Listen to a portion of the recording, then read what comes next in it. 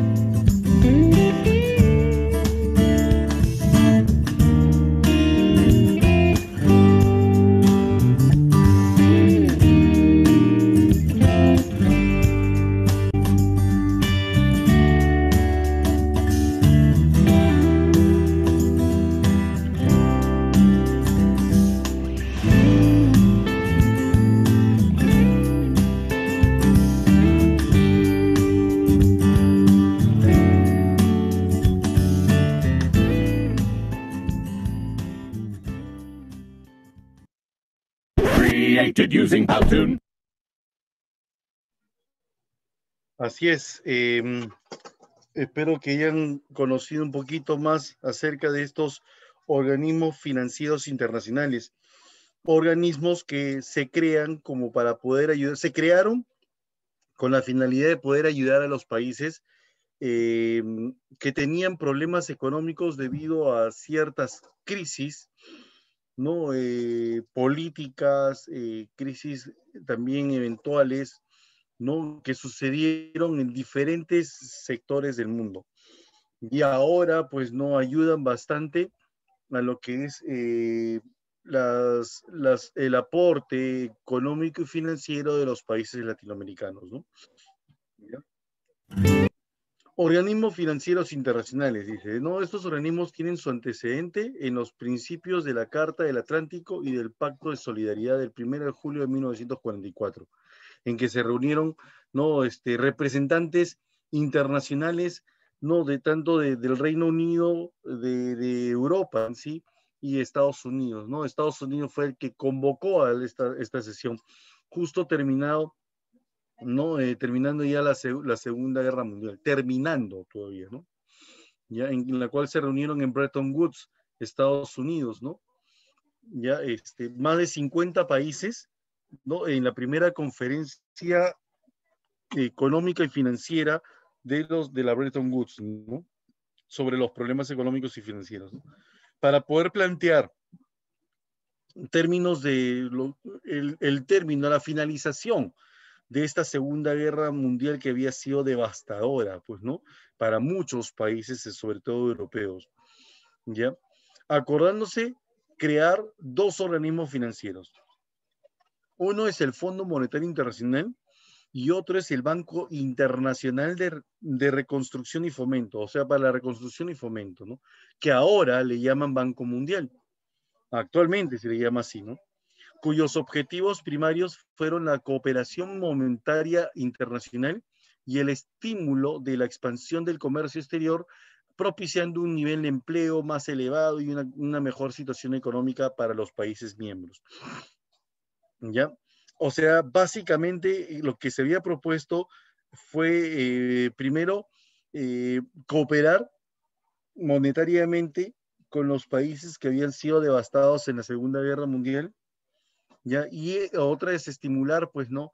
Esa expansión del comercio internacional a nivel mundial, ¿no? A nivel mundial. Ya propiciando, generándose, sí, pues, ¿no? Un resurgimiento de la economía con empleo, ¿no? Y sobre todo, pues, ¿no? Recursos necesarios, ¿no? Entonces, así se generó estos organismos financieros internacionales, los más importantes, ¿no? Que son el Fondo Monetario Internacional y ahora lo que llaman Banco Mundial, que en ese entonces le llamaron Banco Internacional de Reconstrucción y Fomento. ¿Ok? ¿Quién fue el iniciador?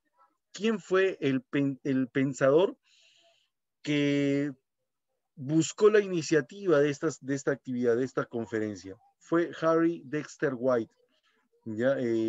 Ministro de Hacienda o ministro de Economía en ese entonces de Estados Unidos. ¿Ya? Harry Dexter White buscó la manera de cómo poder reunir a los países para poder mejorar el comercio. Estados Unidos estaba viviendo un momento de ponderación, ¿ya? A pesar de que la Segunda Guerra Mundial devastó a muchos países, Estados Unidos estaba viviendo sus mejores momentos, ¿ya? Estaba mejorando económicamente, ¿no? Debido a que había generado ingresos por la venta de armamentos, ¿ya? Y Estados Unidos estaba viviendo un gran momento. Ahora, justamente decía, ¿no? Y nosotros en estos momentos podemos crecer cada vez más y hacernos más importantes. ¿Cómo? Complementando a todos los demás países para poder organizar un evento financiero importante, así que podamos dominar a otros países. Se reunió con John Maynard Keynes, que en ese entonces era el el representante de una teoría económica agregada, general, ¿ya? John Maynard Keynes, representante del Reino Unido, ya se reunió con Harry Dexter White para poder analizar la formación de esta conferencia, la realización de esta conferencia. Ya John Maynard Keynes pensaba principalmente en ayudar a compartir ideas de lo que podría ser los gobiernos para mejorar la crisis económica mundial. Harry Dexter White hablaba de un comercio y de un financiamiento excepcional. Entonces, entre ellos encontraron la titulación de esta conferencia, ¿no? Acerca de los problemas económicos y financieros que habían sufrido los países luego de la Segunda Guerra Mundial. ¿Ya? Entonces, eso se realizó. ¿En dónde? Ahí, en ese lugar que ustedes ven en esta imagen, es el complejo hotelero de Mount Washington en Bretton Woods. ¿Ya? Se realizó esa conferencia de las Naciones Unidas. Así le llamaban en ese entonces, Naciones Unidas, porque todavía ni siquiera se había constituido, consolidado, formado la Organización de las Naciones Unidas, todavía no se había conformado, pero ya se estaba hablando de eso, ya se estaban empezando a denunciar, ya que había fracasado, ¿no? Un sistema de Naciones Unidas, ¿no? El sistema de las Naciones Unidas anterior, que fue creado en 1919, ¿no? Fue eliminado, pues no, o fracasado por este tema de la Segunda Guerra Mundial, ¿ya? Y entonces, Estados Unidos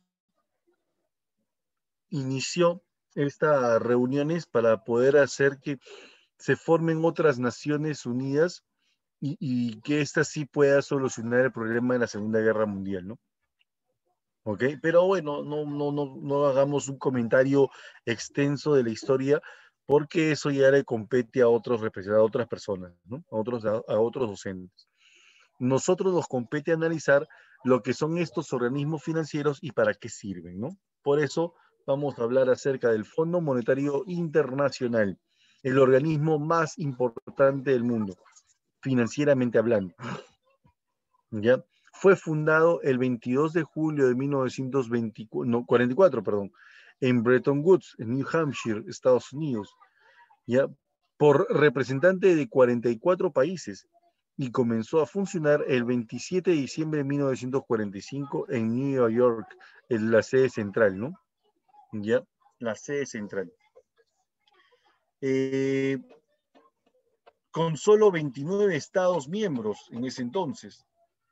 Actualmente cuentan con 189 países miembros, ¿ya?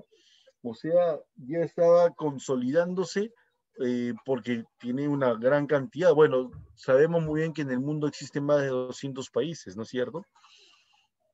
Tenemos la mayoría, ¿no? Se tiene la mayoría de países, ¿no? Miembros de este fondo. Ojo, cuando hablamos de un Fondo Monetario Internacional, no estamos hablando de una sola institución que ayuda a los 189 países. No, sino que 189 países aportan un fondo, ¿no? Económico, monetario, sea en dinero.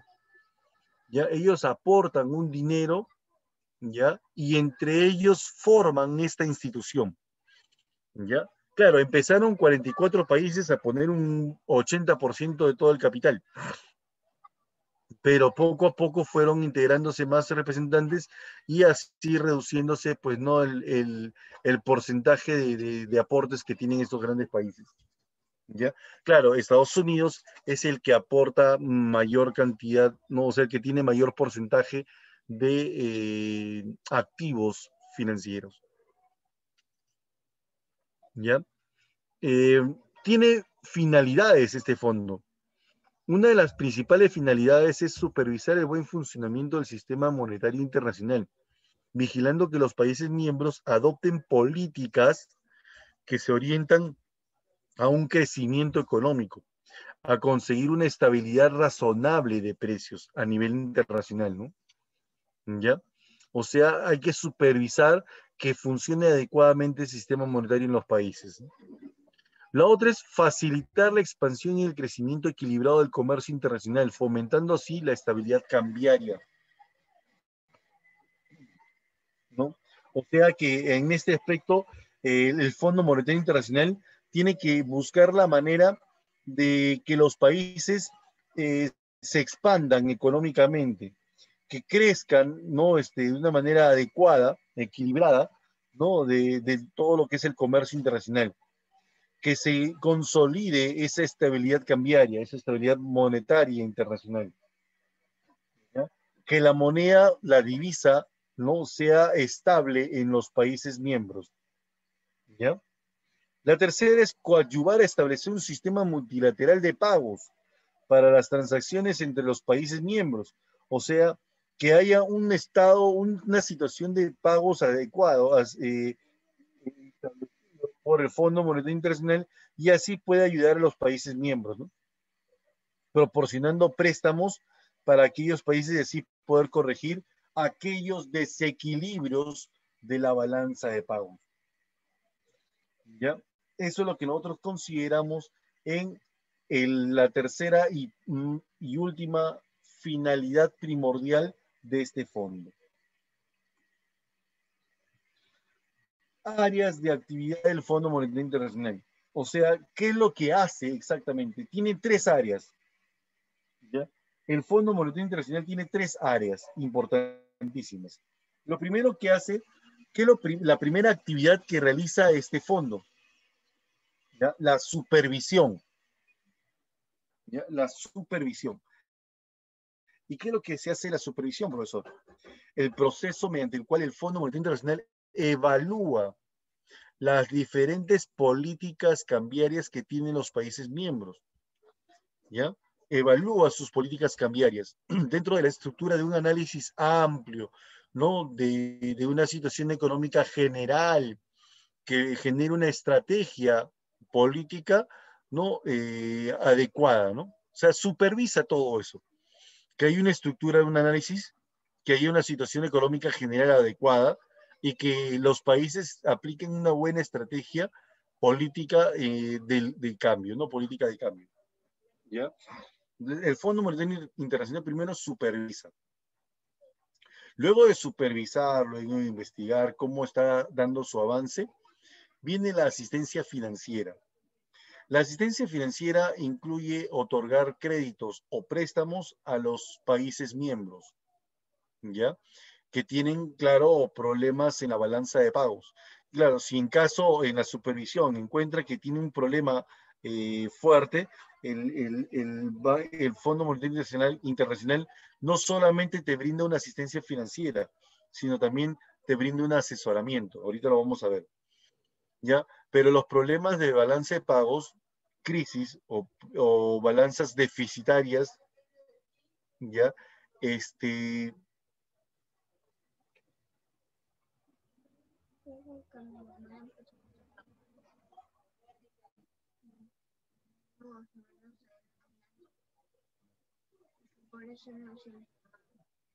ya.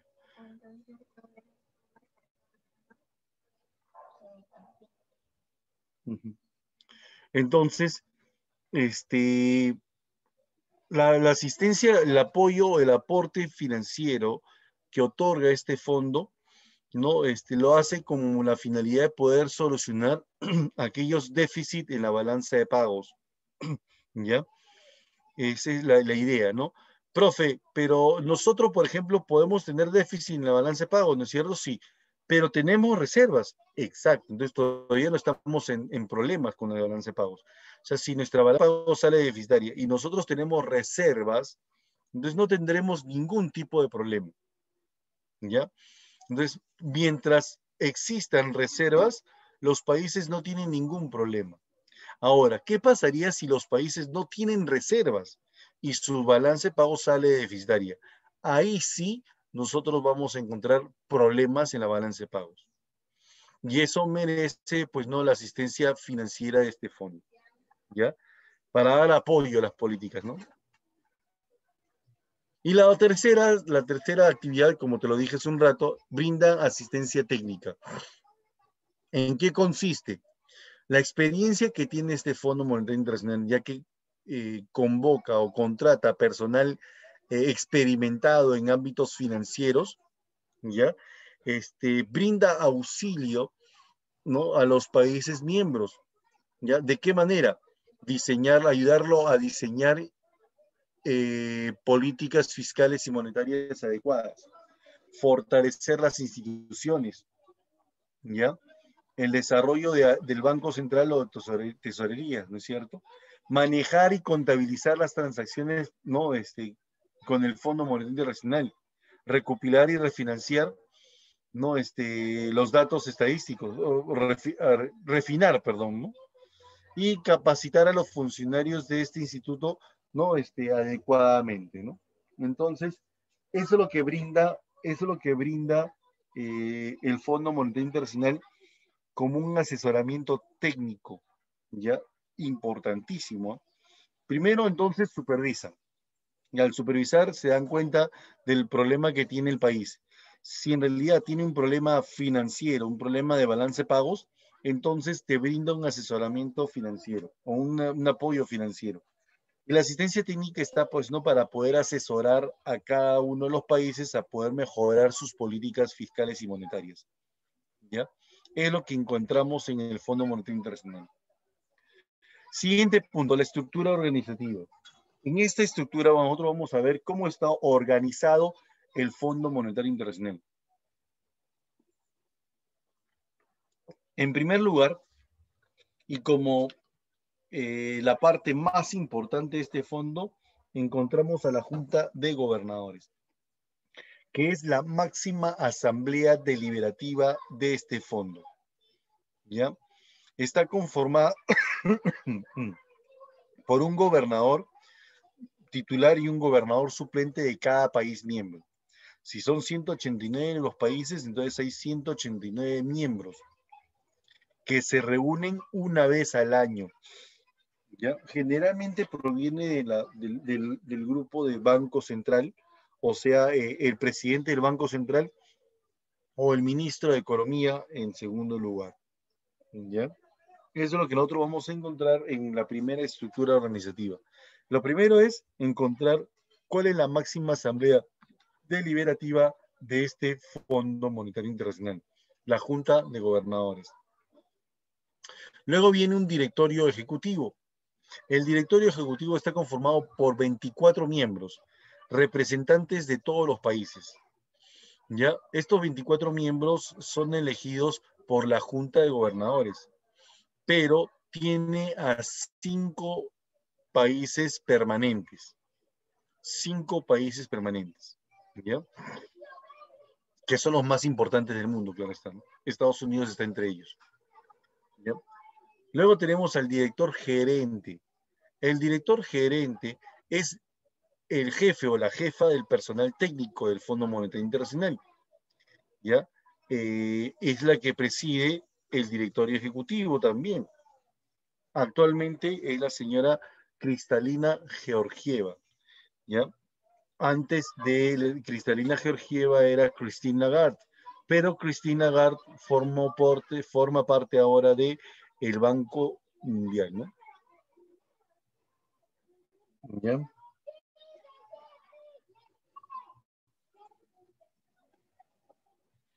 El Banco Mundial, también creado en la misma etapa o en la misma fecha que el Fondo Monetario Internacional, ¿ya? Pero en ese entonces, ¿ya? Se constituyó como Banco Internacional de Reconstrucción y Fomento, ¿ya? No se llamó de frente Banco Mundial, por si acaso, ¿ya? En 1944 se creó bajo la denominación de Banco Internacional de Reconstrucción y Fomento, ¿ya? Es uno de los organismos especializados de las Naciones Unidas que se define como una fuente de asistencia financiera y técnica para los llamados países en desarrollo. O sea, ayudan principalmente a los países que están en desarrollo, ¿ya? No los países desarrollados, ¿ya? Ahora, ¿no? Ahora ayuda a los países que están en desarrollo. Su propósito declarado es reducir la pobreza mediante préstamos de bajos intereses, créditos sin intereses a nivel bancario, ¿no? ¿Ya? Eso es lo que hace ahora el Fondo Monetario Internacional. Y está conformado por los 189 países miembros también del fondo mismo, ¿no? ¿Ya? La sede central del Banco Mundial se encuentra en Washington, D.C., ¿ya? En los Estados Unidos. ¿Ya? Ahí están las imágenes de la entidad, del lugar donde se encuentra y cómo es el ambiente, ¿no? Cómo es el ambiente en el cual se reúnen ahí. Primero se reúnen los miembros del Consejo Ejecutivo, ¿no? El Banco Mundial apoya principalmente dando o brindando créditos a los gobiernos de aquellos países que se encuentran, que son miembros, pero que están en desarrollo. ¿Ya? Son otorgados para financiar inversiones y promover el crecimiento económico. ¿Ya? Entonces, para eso mayormente sirve este fondo, ¿no? Para poder promover un crecimiento económico en esos países miembros. ¿Ya? Ahora, ¿por medio de qué? Proyectos de infraestructura, ¿ya? Paquetes de reformas económicas, ¿ya? Asistencias técnicas, entre otros, ¿ya?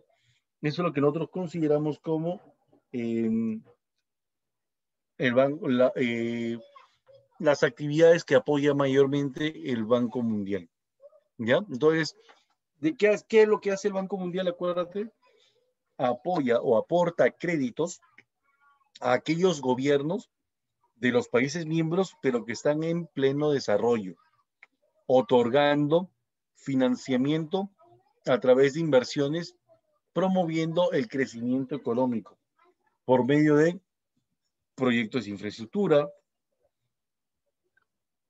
paquetes para las reformas económicas. O sea, si quiero reformar la economía de nuestro país, ¿no? Lo podemos hacer con apoyo del Banco Mundial y brindando asistencias técnicas, ¿no? También, ¿no?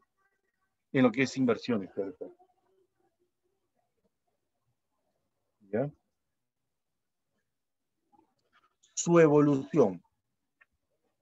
Los primeros créditos que otorgó ayudaron a financiar la reconstrucción de las economías que habían sido devastadas, ¿no? Por la Segunda Guerra Mundial. En este caso fueron algunos países de Europa, como por ejemplo Hungría. Hungría era uno de los países que había sido devastados por esta Segunda Guerra Mundial.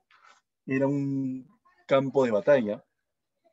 Y Japón, pues, ¿no? Que había sido destruido, semi-destruido, ¿no? Los lugares. ¿Se acuerdan? Por historia universal ustedes deben conocerlo, ¿ya? Poco a poco se ha creado otros organismos que formaron parte de este banco. Y es por eso que cuando fue creado, se creó con el nombre de Banco Internacional de Reconstrucción y Fomento. Pero poco a poco se fueron creando otros organismos que dependían también de este banco. Entonces, por eso es que lo llamaron Banco Mundial, ya para consolidar a los otros organismos que se reunieron dentro de este fondo, ¿no? Dentro de este banco. ¿Ya? En la actualidad, el banco otorga créditos a los países que están en vías de desarrollo. ¿Ya? Ahora se hace eso, ¿no? ¿Ok?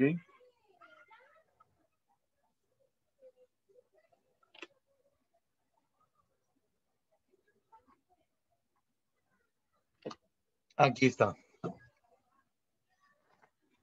¿Cómo está integrado este Banco Mundial? Hay organismos, dame un, espérate, falta aquí, ¿ves? Se ha movido mucho esto.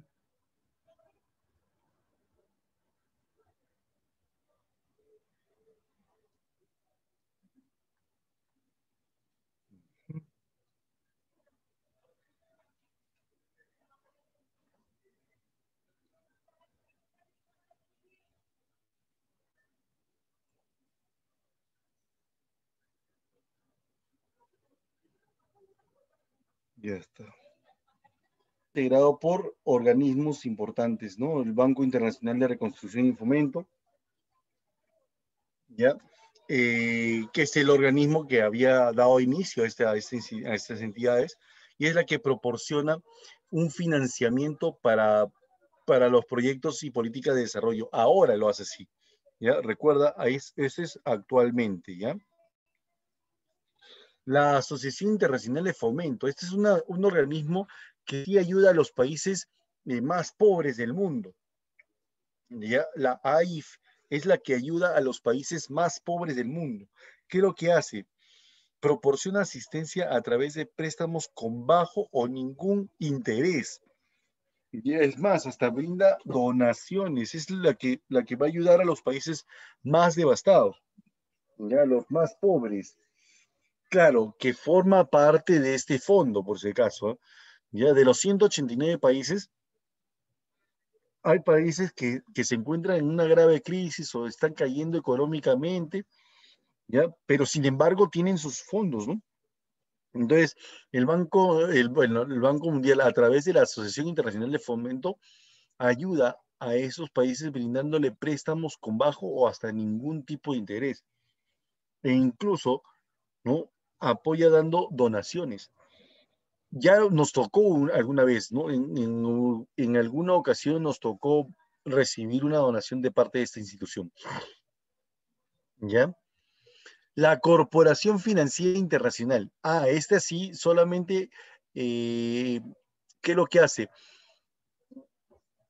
Ayuda a los países que están en vías de desarrollo, principalmente al sector privado, para que puedan movilizar adecuadamente sus inversiones, ¿ya? Para eso brinda todo tipo de asesorías. Y si en algún momento necesitan de ciertos préstamos, la corporación sirve de representantes o de avales, ¿no? Avales ante entidades financieras no internacionales. ¿Ya? Entonces moviliza inversiones del sector privado y proporciona servicios de asesoría, ¿no? ¿Ya? O sea, la Corporación Financiera Internacional participa desde el lado del sector privado, ¿no? Que también es la que mueve las economías en el mundo, ¿no? Organismo Multilateral de Garantías de Inversiones, OMGI. OMGI o MIGA en inglés, ¿no? Y MIGA le ponen así, ¿no? Ofrece seguros contra riesgos políticos, o sea, garantías. Ya lo que hace es brinda garantías a las inversiones que se realizan mundialmente. ¿Ya? Es lo que hace el OMGI. Y el otro es el Centro Internacional de Arreglo de Diferencias Relativas a las Inversiones, CIADI, ¿ya? Que es la que resuelve diferencias sobre inversiones privadas en aquellos gobiernos. ¿Ya? Es la que va a ayudar a, a resolver todo tipo de problemas que se encuentren entre el sector privado y el gobierno de un país, ¿no? De un determinado país. ¿Ya? Es lo que hace el CIADI. Uh-huh. Entonces, tenemos ya a las instituciones que integran este Banco Mundial. Luego tenemos al Banco Interamericano de Desarrollo, BID, ¿ya? Su sede también está en Washington, D.C., en los Estados Unidos, pero fue creado en 1959, ¿ya? Y además, este organismo no trabaja con todos los países del mundo, sino solamente trabaja con 48 países que conforman América Latina, ¿ya? Es una organización financiera internacional que tiene el propósito de financiar proyectos que son viables de desarrollo económico, social e institucional y promueve la integración comercial a nivel regional, o sea, América Latina y el Caribe, ¿ya? O sea, trabaja principalmente con los países de América Latina y el Caribe, ¿ya? ¿Qué hace? ¿Qué es lo que hace? Brinda el apoyo financiero, ¿no? Para poder realizar financiamientos de aquellos proyectos, ¿no? De desarrollo económico. ¿no? De los países miembros, ¿no? Es el que actualmente está apoyando al país, ¿no? Para poder mejorar el desarrollo económico.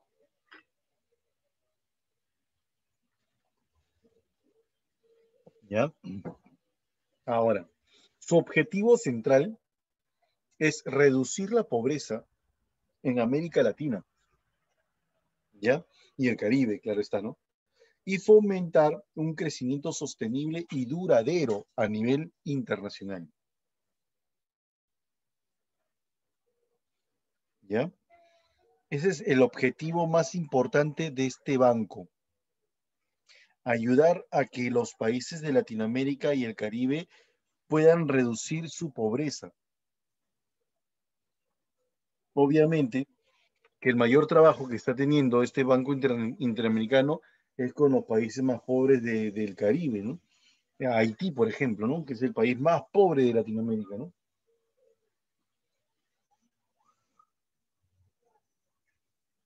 Ahí está. Los países miembros del Banco Interamericano de Desarrollo se encuentran en color verde, de color verde, ¿ya? Son los llamados prestatarios, y en rojo los miembros también de este Banco Interamericano, ya que no son prestatarios, pero ellos sí lo que hacen es apoyar, ¿no? A los países brindando asesoramientos técnicos. Profesor, o sea que Estados Unidos está ahí, pero como un país no prestatario, así es, imagínense, ¿no? ¿Ya?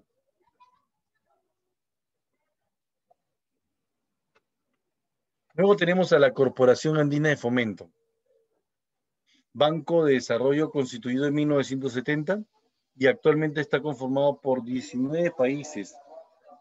17 son de América Latina, ¿no? Y dos europeos, que son España y Portugal. Además de 13 bancos privados que están en la región, ¿no? En esta región, ¿ya? Promovemos un modelo de desarrollo sostenible, dice. También mediante operaciones de crédito, recursos no reembolsables y apoyo, ¿no? A través de una estructura técnica y financiera para resolver proyectos en los sectores públicos y privados de América Latina.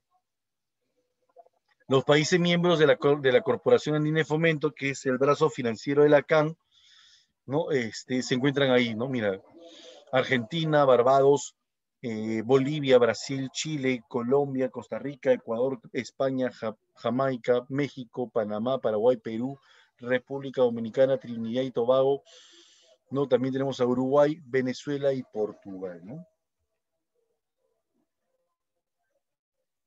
Ahora, este videito nos habla acerca de la integración económica. Veámoslo.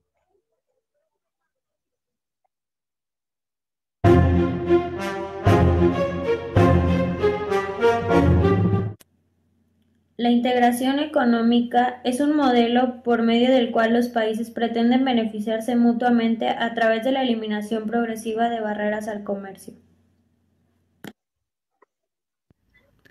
El acuerdo preferencial es la forma de integración económica más simple que existe. Este se firma cuando dos o más países concedan reducirse mutuamente los aranceles de ciertos productos o ciertas industrias para impulsar el comercio entre dichos países.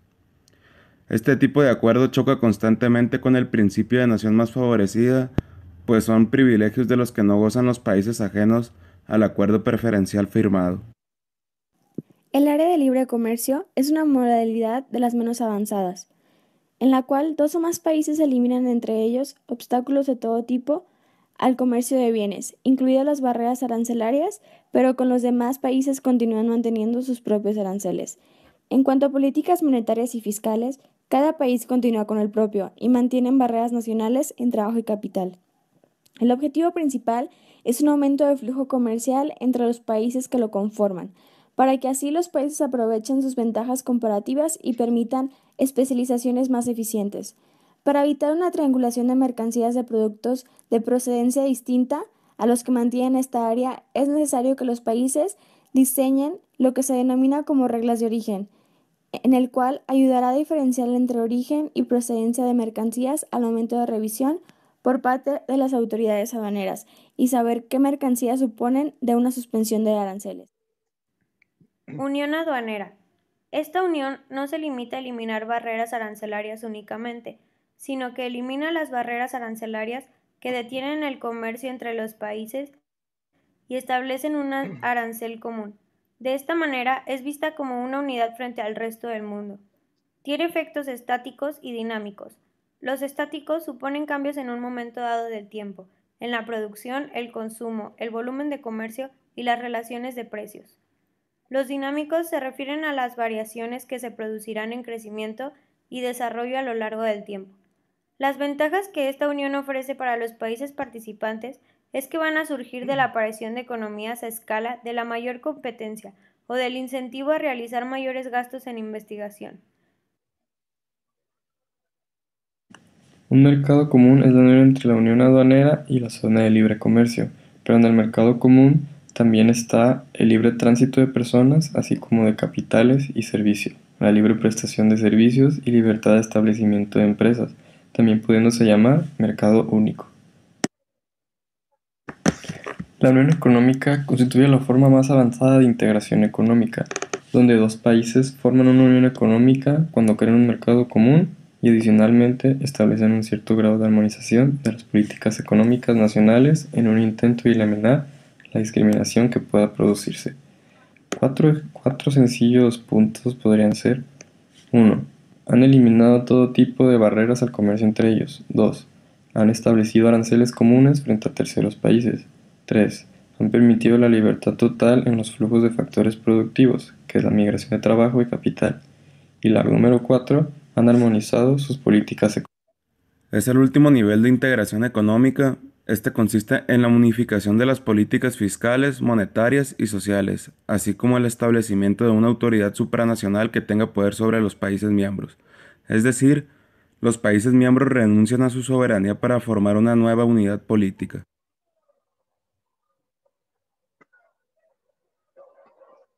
Bueno, es una síntesis, ¿no?, de lo que es la integración económica, ¿no? La integración económica surgió también tras la Segunda Guerra Mundial. Cuando se formaron estos organismos financieros, ¿no?, uno de los objetivos está en mejorar, ¿no?, lo que era el comercio internacional a nivel mundial. Pero para poder mejorar el comercio internacional a nivel mundial, pues teníamos que buscar integrarnos, ¿no? Integrar a los países para que pudiera mejorar esas relaciones económicas. Entonces, justamente gracias a ello se formaron las etapas de la integración económica, ¿no? Ya fue una forma de relación económica que se da entre naciones que pretende reducir las barreras económicas, ¿no?, para conseguir una mayor flexibilidad en las transacciones comerciales y financieras también, y cuyo fin último es favorecer al crecimiento económico de los países que participen en esta integración. ¿Ok? Esa es la integración económica. Forma parte de las etapas de la globalización económica también. ¿Por qué? Porque lo que más importa a nivel mundial es que haya unificación en los estados económicos, ya en los cada uno de los estados económicamente hablando, ¿no? Entonces, eso es lo que se promueve, ¿no? Las razones de la integración económica en el aspecto económico sea buscar ampliar mercados, o sea, que los países pudieran tener mayor facilidad de conectarse con el mundo para poder comercializar sus recursos. La otra es incrementar la competencia tanto al interior del bloque, o sea, entre ellos, ¿no? Mejorar esa competencia, hacer que las empresas pudieran funcionar cada vez más y ser más eficientes, ¿no? En el aspecto político, las razones de esta integración se manifiestan, pues, no poniendo fin al enfrentamiento entre países que son limítrofes de repente, ¿no? O sea, fin de la rivalidad entre Francia y Alemania, por ejemplo, ¿no? No se logró con esto, ¿no? Con la Unión Europea, ¿ya? Mayor importancia e influencia tanto en el plano político que por separado. O sea, buscar la manera de cómo complementar las políticas del mundo, ¿no? ¿Ya? Eso es lo que se encontró en las razones políticas de esta integración. Las fases de la integración. Aquí están, pues, ¿no? El acuerdo preferencial, la zona de libre comercio, la unión aduanera, el mercado común, ¿no? La unión económica, la unión monetaria, la que faltaba en este video, y la integración económica total, ¿no? Son las fases de la integración económica, ¿no? El acuerdo preferencial, empezamos con ella, que constituye la forma de integración económica, la más básica que existe, ¿no? Ya es la más básica. ¿En qué consiste? ¿Qué es lo que se hace, lo que se acuerda en este tipo de integración?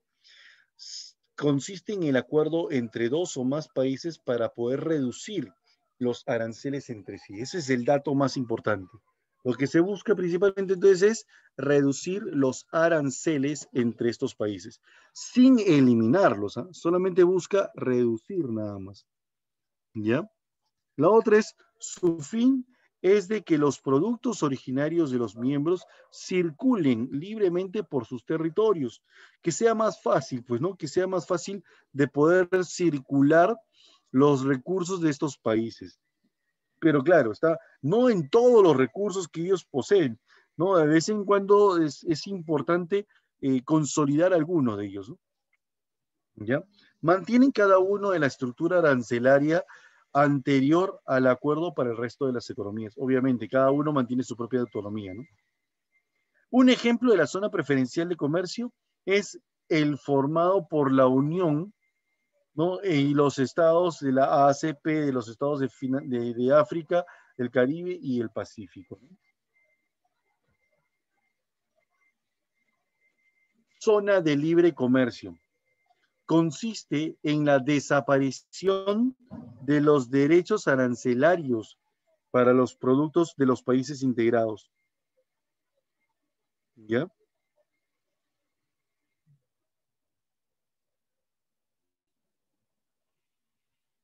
Dice, eh, conservando los aranceles propios para el resto de otras economías, ¿no? O sea, entre los países que firman este tratado, porque se firma un tratado de libre comercio, ¿ya? Se logra acordar eliminar los aranceles, ¿ya? Pero cada uno de ellos mantiene su propia autonomía, ¿no? Arancelaria con otros países. O sea, sus aranceles se pueden cobrar con otros países de manera independiente, ¿no? ¿Ya? Un ejemplo sería el NAFTA, que es el Tratado de Libre Comercio de América del Norte. ¿Ya? Otro es la Asociación Norteamericana de Libre Comercio bueno, que en este caso es el NAFTA, ¿no? El NAFTA estamos hablando, ¿no? La Asociación Norteamericana de Libre Comercio, ¿no? Entre México, Estados Unidos y Canadá, ¿no?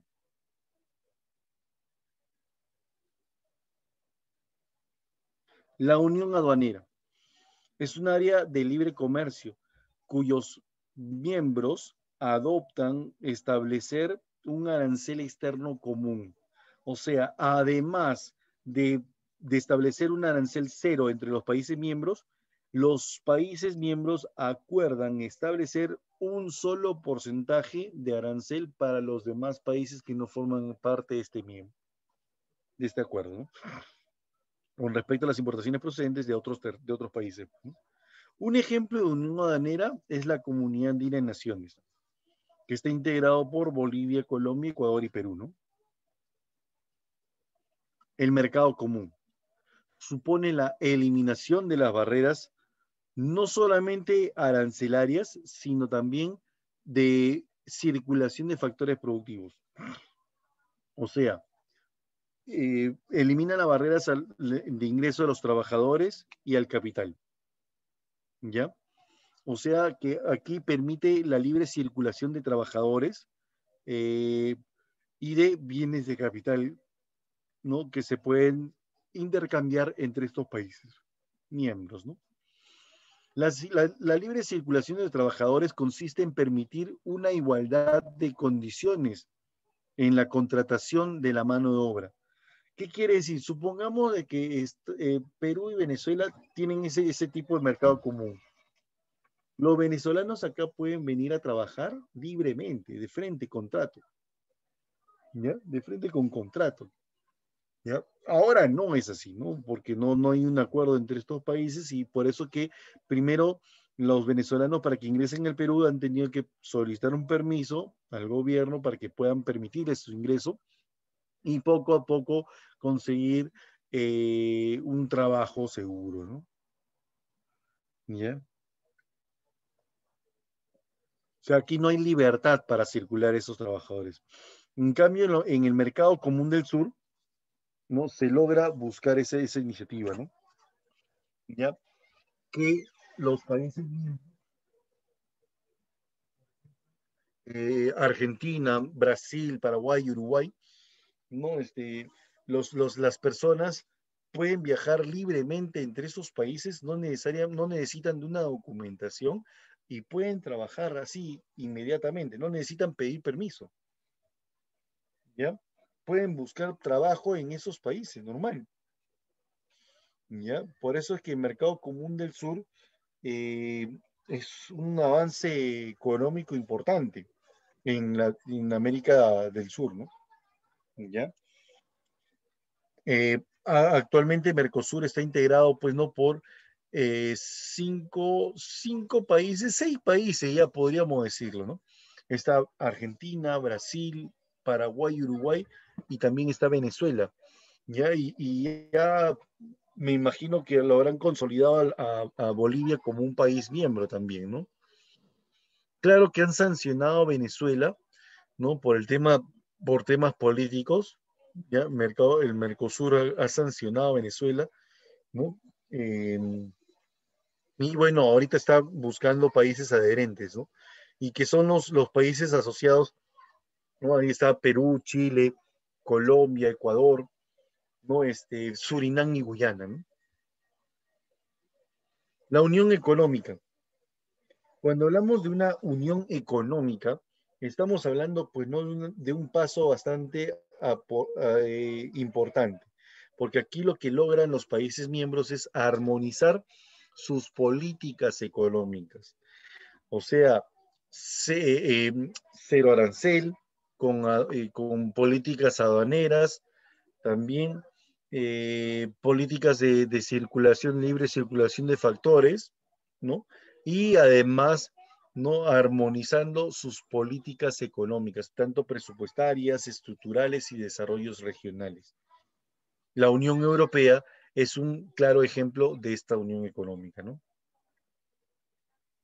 Pero también tenemos a la Unión Monetaria, que se determina aquí una moneda única de cambio, ¿no? Entre los países miembros, ¿ya? Y un banco central, ¿no? Unificado, ¿no? Aquí reduce las funciones de los bancos centrales de cada país, ¿ya?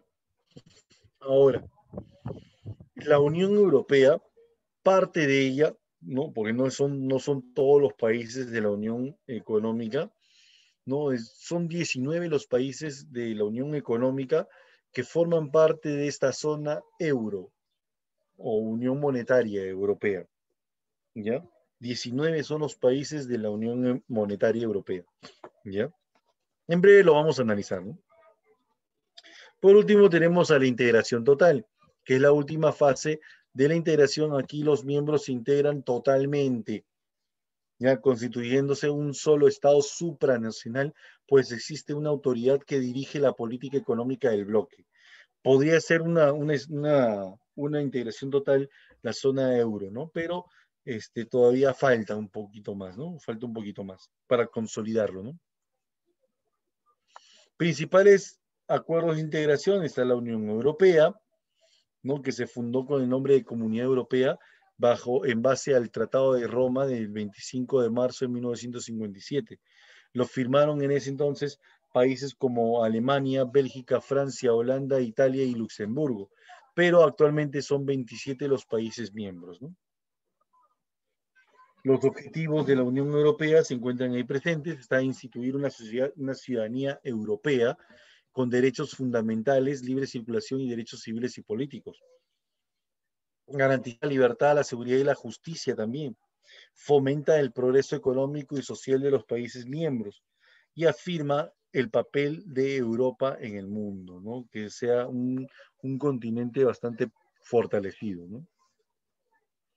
Luego tenemos el Tratado de Libre Comercio de América del Norte, TLCAN, o NAFTA, como quieran llamarlo, pero en inglés. El bloque comercial de ámbito regional que tiene un acuerdo económico integrado por México, Canadá y Estados Unidos. ¿Ya? Establece una supresión gradual de los aranceles y de otras barreras al libre comercio. Es un tratado de libre comercio, ¿no? Y es más, dice que se ha consolidado desde el año 2009 como el tratado de libre comercio más importante del mundo, ¿no? La firma del protocolo del Tratado de Libre Comercio fue realizado en Texas, ya el Tratado de Texas, ¿no? Firmado el 7 de octubre de 1992. ¿Ya? Bueno, el 17 de diciembre se firmó ya este tratado, ¿no? El Tratado de Texas, que entró en vigencia desde el 1 de enero de 1994, ¿no? Ahí están, ¿no? Es justo firmando este tratado, ¿no? Los representantes más importantes de cada país, ¿no? ¿Ya?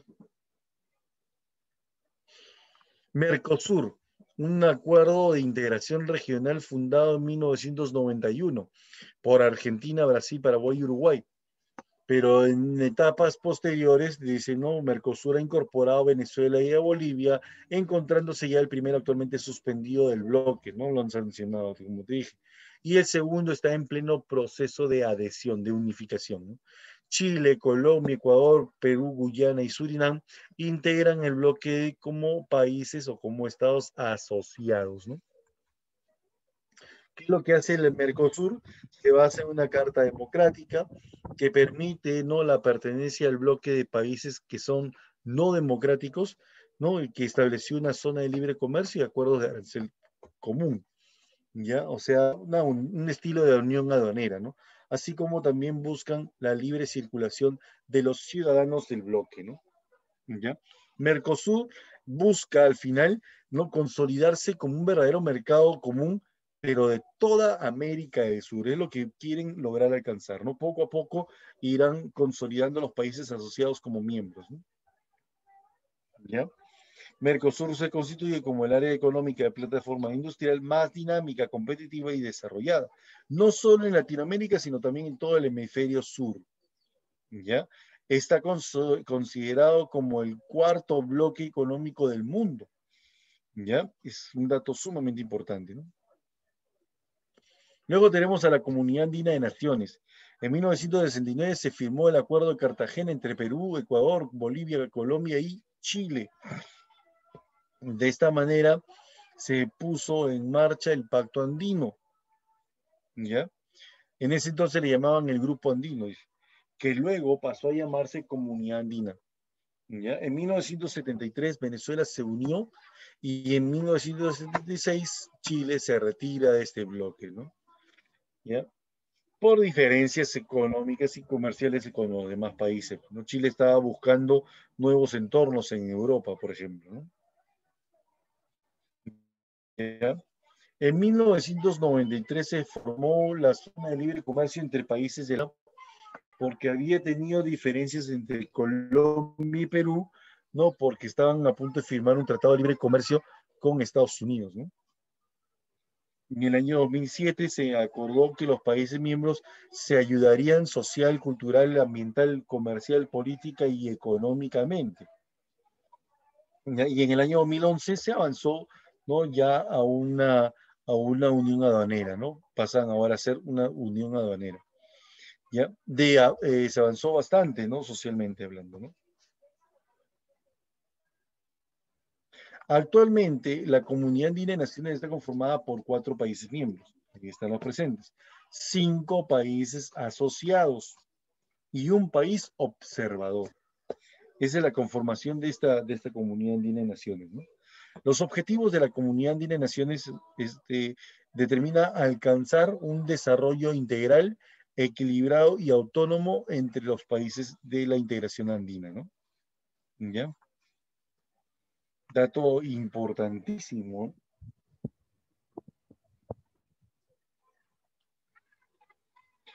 APEC, Foro de Cooperación Económica Asia-Pacífico.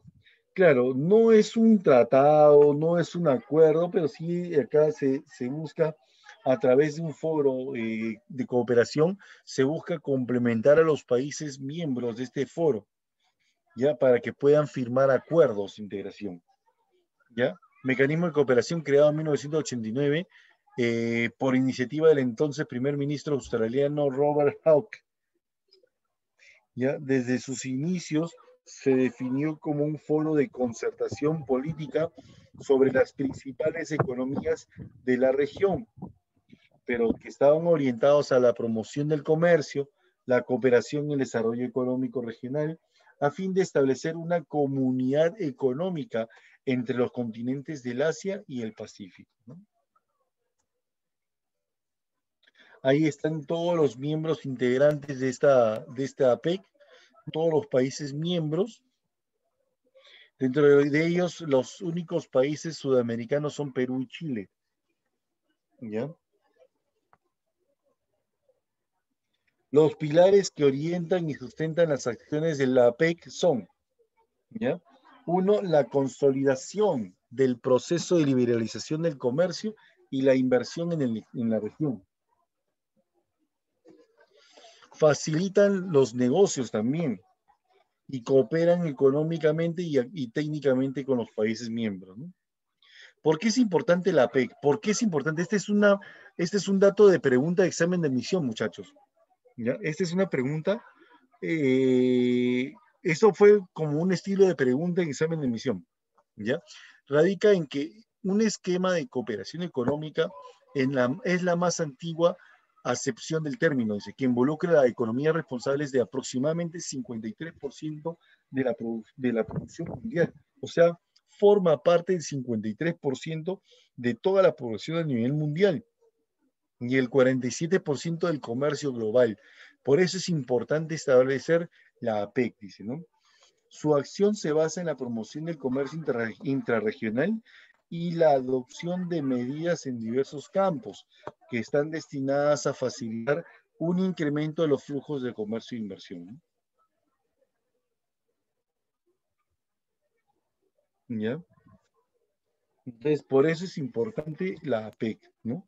Forma parte de un verdadero porcentaje, un gran porcentaje del PBI mundial.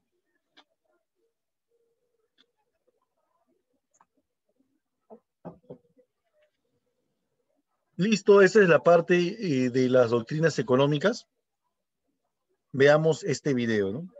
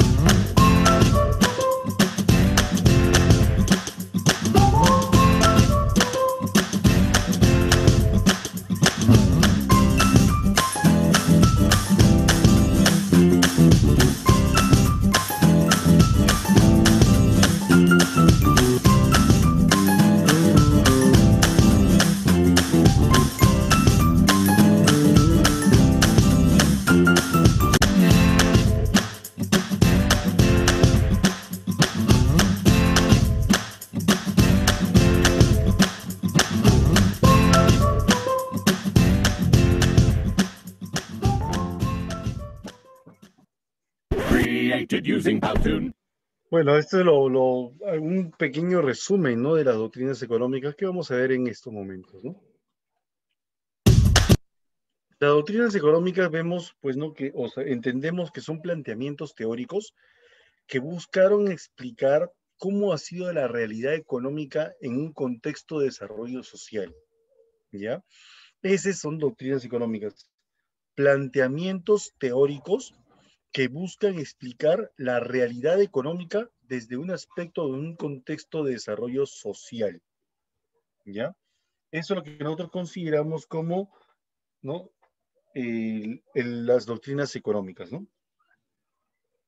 Las doctrinas económicas están constituidas por 7, ¿no es cierto? Doctrina mercantilista, fisiócrata, clásica, socialista, neoclásica, keynesiana y monetarista. Dentro de esta clasificación, vamos a dividir a dos grupos, ¿ya? Los grupos que establecieron la participación en la economía, tanto del Estado como, ¿no?, como la propiedad privada. Aquellas doctrinas que establecieron que el Estado no debe participar en la economía, ¿cuáles son? La fisiocrática, la clásica o liberal, la neoclásica y la monetarista o neoliberal, ¿no? Ya son las doctrinas que expresaron su idea de que el Estado no debe participar en la economía, ¿no? ¿Ya? Mientras que las doctrinas que dijeron que el Estado debe participar, debe guiar la economía, son la doctrina mercantilista, proteccionista, la socialista, ¿no?, de la fuerza de trabajo, ¿no?, protección de la fuerza de trabajo, y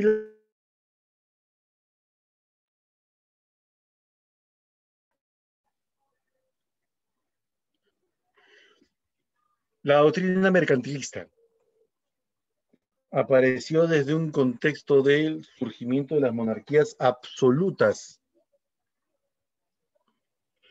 ya en el siglo XVII y siglo XVIII. ¿Qué planteamientos se presentaron? La riqueza de una nación se basa en la acumulación de metales preciosos. Acuérdate de esta doctrina. Ya cuando buscaba la manera de acumular metales preciosos, esos fueron propuestos por los mercantilistas, los europeos. ¿Ya?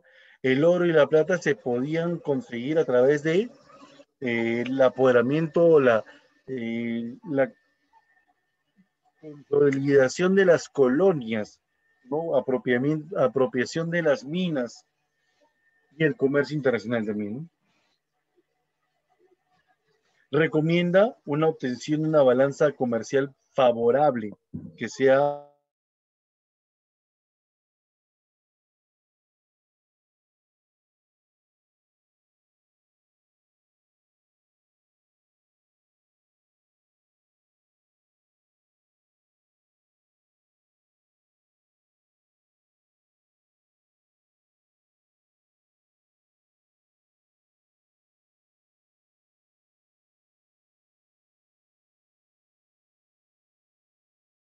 mercantilista. ¿Ya? ¿Quiénes fueron los representantes más importantes de esta doctrina?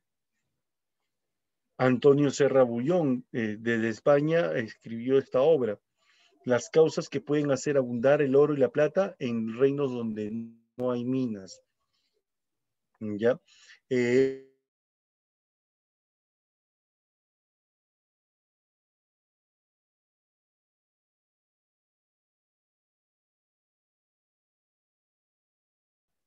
Thomas Moon, Inglaterra, ¿no? Su obra más importante, El comercio entre Inglaterra y las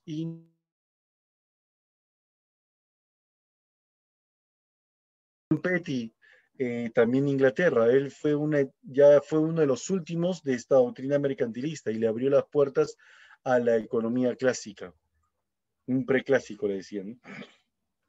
Jean-Baptiste Colbert, desde Francia, él creó el proteccionismo económico, ¿no? Participación del Estado para proteger la industria nacional, ¿no? También aparecieron Antoine de Montcret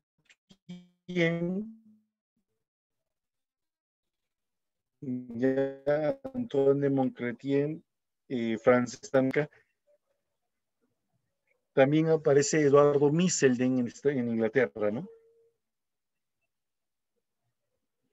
Luego tenemos a la doctrina fisiocrática.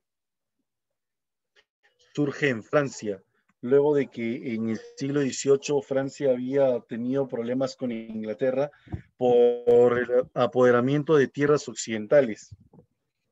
Francia e Inglaterra se disputaron esas tierras occidentales y Francia perdió mucho ahí. Entonces, debido a eso, Francia buscó la manera de encontrar una nueva alternativa, ¿no? Y esa alternativa es su país mismo, ¿no? Su país, trabajar sus propias tierras.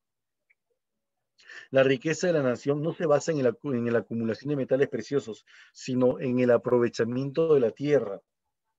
Por eso decían physis. Fisiocracia proviene del término physis, que significa tierra, y kratos, poder, ¿no?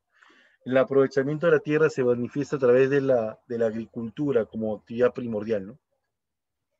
Se formaron tres clases sociales. La campesina, ¿no? Que era la clase productora, la que trabajaba en las tierras. Los terratenientes, que eran los dueños, los propietarios de las tierras, eran las clases rentistas. Y los artesanos y comerciantes, que eran los estériles, ¿no? Los que no trabajaban las tierras, pues. Como no trabajaban las tierras, ellos buscaron una manera de cómo consolidar su actividad productiva, ¿no?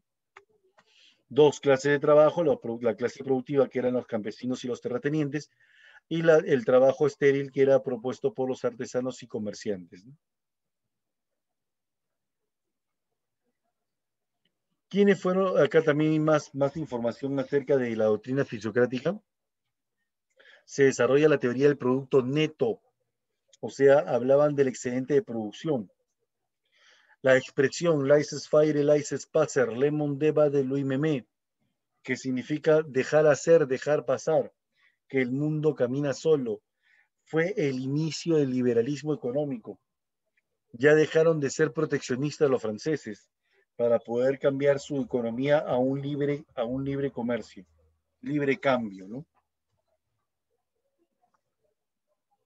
La fisiocracia, como te dije, deriva de dos voces griegas. ¿Cuáles son?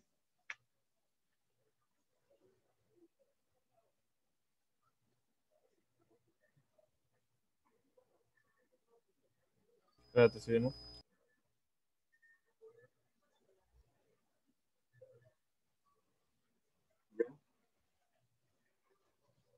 La fisiocracia proviene de dos voces griegas. ¿Cuáles son? Physis, oficios, que significa tierra, naturaleza, y kratos o kratein, que significa poder, gobierno. ¿Ya? A ver. Exacto, ¿no? Kevin, muy bien. Entonces, por eso el término fisiocracia proviene de lo que es el gobierno de la naturaleza, el gobierno de la tierra, ¿ya? Y se establecían, pues, ¿no? Las leyes naturales, ¿no? La ley que protege a las tierras, ¿no? Esa ley, laissez-faire, laissez-passer, ¿no? ¿Ya?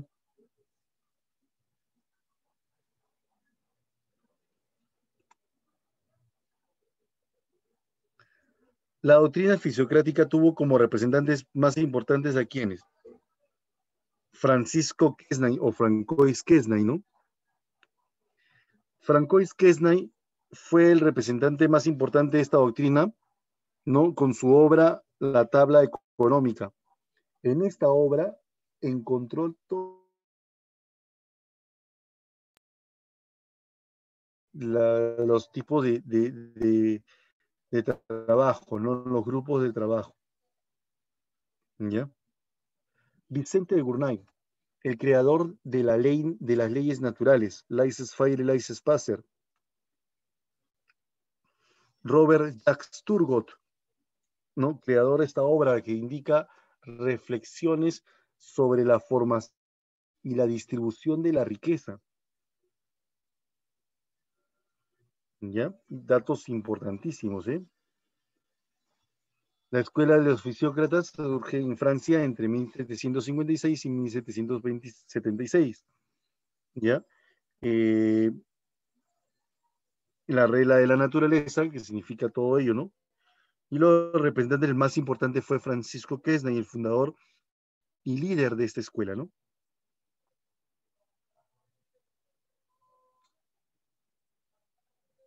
Luego tenemos a la doctrina clásica. La doctrina clásica tuvo como contexto inicial el inicio de la Revolución Francesa, de la Revolución Industrial, ¿ya? A mitad del siglo XVIII, la segunda mitad del siglo XVIII, ¿no? Básicamente en el año 1776, cuando se publicó la obra La riqueza de las naciones, ¿no? De Adam Smith, el representante más importante de esta escuela, ¿no? David Ricardo, el siguiente representante que creó esta obra, Principios de Economía Política y Tributación, ¿no? Perdón, creo que aquí hubo un pequeño...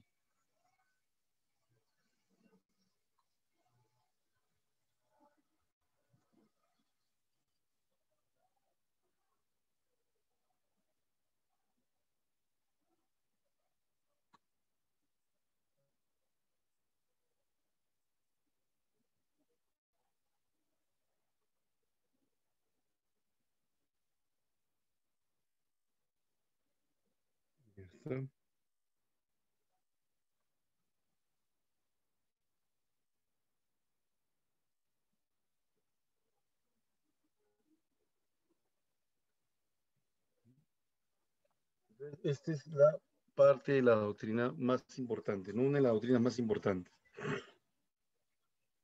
¿ya? Esta fue la doctrina más importante, ¿por qué? Porque aquí se consolidó a la economía como una ciencia, ¿ya? Adam Smith fue el que la transformó. Esta obra fue cumbre para poder hablar acerca de los objetivos principales de esta ciencia, ¿no? ¿Ya? David Ricardo, el segundo representante, ¿no? Él, a través de su experiencia en el trabajo, ya propuso su idea de cómo poder hablar acerca de principios, ¿no? ¿Qué principios se deben aplicar para la economía política, ¿no?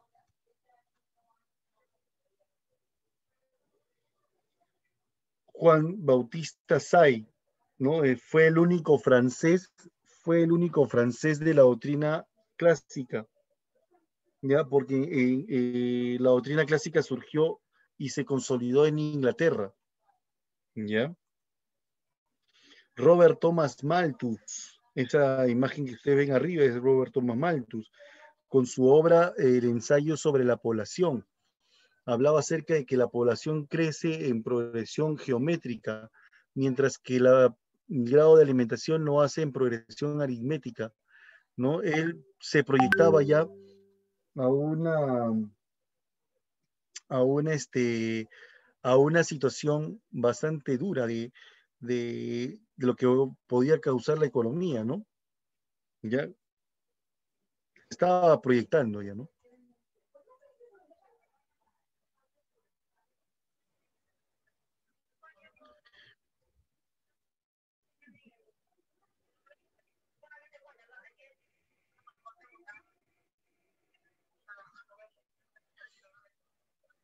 El principal factor del crecimiento de la riqueza de un país era el mejoramiento de la productividad del trabajador.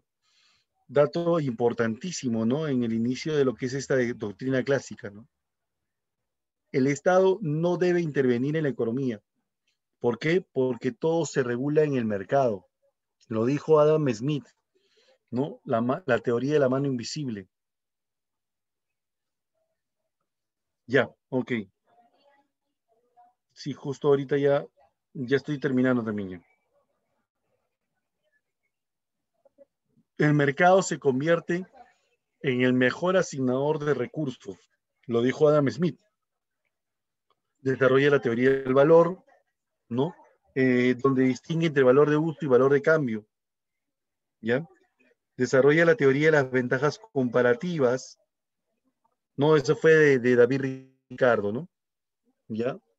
Entre otras, la ley de los mercados de Juan Bautista Sainz, ¿no? Toda oferta crea su propia demanda, ¿se acuerdan o no? ¿Ya? Luego llegó la doctrina socialista de Carlos Marx. Wow.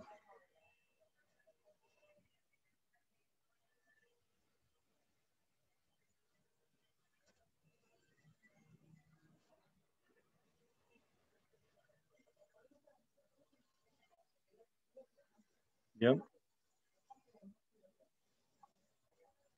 Entonces tuvo como representantes más importantes a Carlos Marx, Karl Marx, alemán, ¿no? Friedrich Engels, inglés, ¿no? Con su obra El origen de la familia, la propiedad y la propiedad privada y el Estado. Vladimir Ilich Ulyanov en Rusia, ¿no? Alias Lenin, ¿no? Con su obra El imperialismo, fase superior del capitalismo. Pero eso es claro, esa es su obra desde el aspecto económico, por si acaso, ¿eh? Ya estamos hablando del aspecto económico porque Vladimir Ilich Ulyanov fue más considerado o más conocido como un revolucionario político, ¿no? Tuvo como planteamientos, el socialismo esencialmente es una interpretación económica de la historia, ¿ya? Crítica de la propiedad privada de los medios de producción, desarrolla la teoría del valor trabajo, la plusvalía, habló acerca de la plusvalía, ¿no? La teoría de la crisis, entre otros, ¿no? Existían dos clases sociales antagónicas. ¿Cuáles eran? Los capitalistas y la clase proletariada, ¿no? Los trabajadores. Habló acerca de la importancia de la fuerza de trabajo como actividad primordial en la economía. ¿Ya?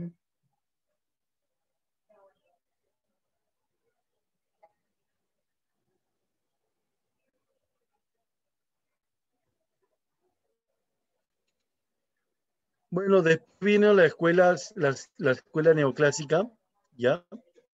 Pero todo esto, en este caso, se lo voy a pasar a la señorita coordinadora, a la señorita Miriam, para que lo puedan ustedes leer, practicar un poquito acerca de esto, ¿no? ¿Ya? Entonces, esto ya lo voy a pasar. De todas maneras, la diapositiva se lo voy a pasar a la señorita Miriam para que ella se los pase a cada uno de ustedes en sus grupos. ¿Ya, chicos? Hola, Katy. Katy Núñez, apareciste, Katy. Profesor, buenos días. ¿Cómo estás, Katy? ¿Todo bien? Sí, todo bien. Excelente. Entrando ya a la etapa final de este ciclo, ¿no? Espero que la próxima semana solamente vamos a ver un tema, por si acaso, emprendimiento, y vamos a resolver preguntas. ¿Ya? Aquí tendrás el tiempo, el momento para que puedas mostrarme preguntas, hacerme todas las preguntas de todo el ciclo. ¿Ya? La próxima semana vamos a hacer un recuento de todos los temas nuevamente. ¿Ya, chicos? Con esto estamos finalizando el curso de economía y las claves se las estoy pasando inmediatamente a la coordinadora para que ustedes puedan también practicar. ¿Ya, muchachos? Conmigo eso es todo por el día de hoy. ¿Ya?